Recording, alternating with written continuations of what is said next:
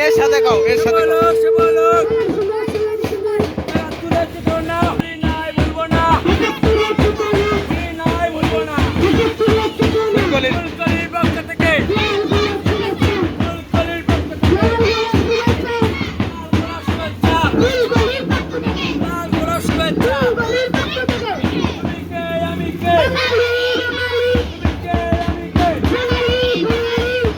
আস্তে